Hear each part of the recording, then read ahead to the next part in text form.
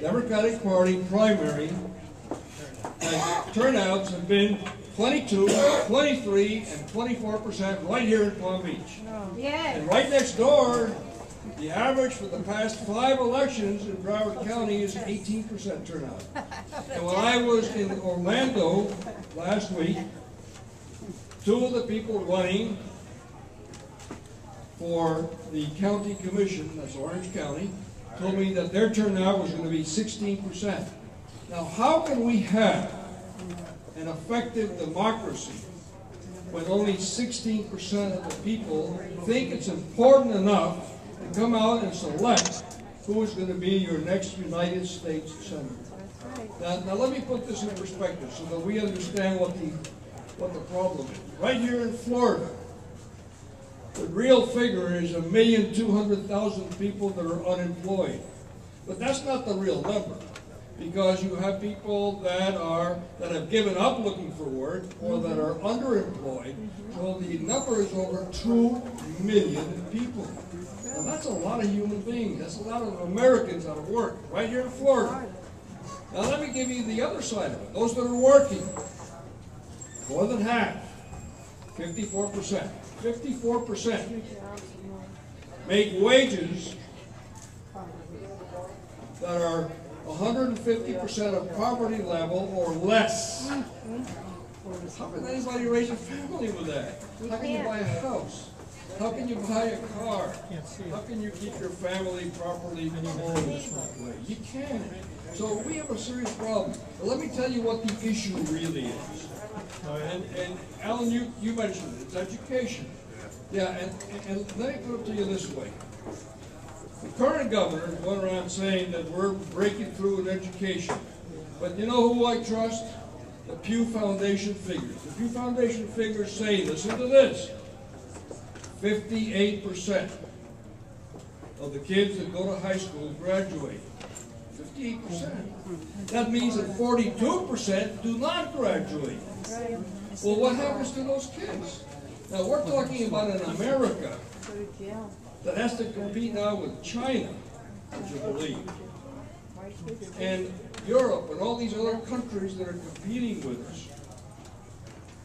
And we have an education level that is below the standard. The state of Florida is in the bottom 5 on education in the United States of America, in every one of the indices that you look at.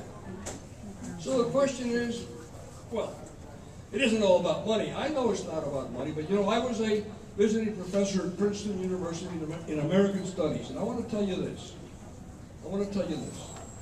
When I was there in 2004, the state of Florida was paying $8,000 average per student. New Jersey was at $19,000. Yeah. Now, look at their indices and look at ours. They're educating their kids a hell of a lot better than we're educating ours. Now, I know that money is not everything, but you can't tell me that at $8,000 we don't have the kind of problems that we're having. But listen to this. You know how much we spend to put a person in prison in the state of Florida every year? $25,000 per prisoner. And what we're doing is, we spend $8,000 to send our kids to school, $25,000 to keep them in jail. I mean, does that make any sense? No. And as a consequence, the problem that we're having in Florida is how do we get from here to there? Now, next year in the state of Florida, we have a $5 billion budget shortfall coming up right now, this next year. And this is going to be a serious problem because it's going to reduce this whole thing. Now let me leave you, Alan, I just take 2 more minutes. I want to leave you with this thought. You see, let me tell you, you heard from Jeff Green. I'm sorry that Rick Meek is not here. Let me tell you what the problem is. Here's the problem. The problem is Charlie Crist. And let me tell you why the problem is Charlie Crist. All these polls that are being taken are saying that 38% of you and me, of us, Democrats, are going to be voting for Charlie Crist in November. Now, if that happens, Charlie Crist is the next United States Senator. Now, this is what he passes out. Mine is being passed out. Lloyd is passing my stuff out. And you have Jeff Green's. Here's what he says. Charlie Crist, these are the issues that he stresses. Lower taxes, of course, he's a Republican. Less spending, of course. Reduce health care costs. Okay? Defend our Second Amendment rights so that we can all carry guns. Protect our family values and tough on crime. Not a word on education. Not a word. Now, I ask you this question. When this man, if he gets up to the United States Senate, who do you think he's going to be caucusing with? You think he's going to have democratic values? No. You think he believes in what you and I believe in? No. You think he's going to go and follow the line of the Democratic Party? You know what's going to happen? To say, look at Joe Lieberman in Connecticut. What did Joe Lieberman do? He's an independent, I know, but he votes with the Democrats, and when he caucuses with the Democrats. Why? Because he's a Democrat. And Charlie Crist is a Republican. So tell me, how do 38% of the people, Democrats, you and I, of Florida, vote for Charlie Crist? How's that happen? And so the question to you, my fellow Democrats in the Central Democratic Club of Palm Beach, is who can beat Marco Rubio and Charlie Crist? Because the reason why Democrats are voting for Charlie Crist is because they don't want Marco Rubio to be the next United States Senator. And they're saying of the two bad guys on the Republican side, I'd rather have Charlie Crist than Marco Rubio. So the question is, do you think Jeff Green can beat these guys? No. Do you think Kendrick Meek can beat them? No. And so, if they can't beat them, are we going to give up, or is there an opportunity to beat these guys? I submit to you, I have 50 years of experience. I've lived in Florida 57 years. Okay?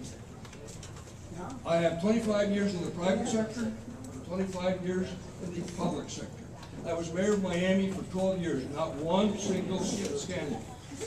There were scandals before, the mayor before me, and there were scandals after. But in my 12 years, nobody was indicted. There were no scandals during that time. And I want to tell you something. During my stay in the Florida legislature, during my time as a city and county commissioner, and my 12 years as mayor, during the time that I was at the Woodrow Wilson Center for Visiting Scholars, my time at Princeton, I have put in many, many years of thought and study and practice in good public policy the way the Democrats do it. And I ask you to please give me your consideration. That's true. I don't have money. That's true. Because I don't want to take special interest money, and I don't have the billions that Jeff does. And I want to tell you that I think it's important that we in this democracy elect people because of their qualifications, who they are, what they stand for, and not on promises because, as Father Gibson, my colleague on the City Commission, used to say many, many years, I have no light to guide me but the light of the past. So you judge me by my record in the past. And, yes, anybody who wants to help me financially is most welcome. Thank you so much for giving me this time, and God bless.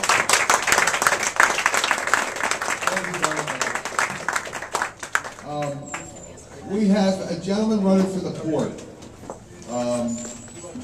I want to give him a chance to say a few words. We'll work that out right now. Okay.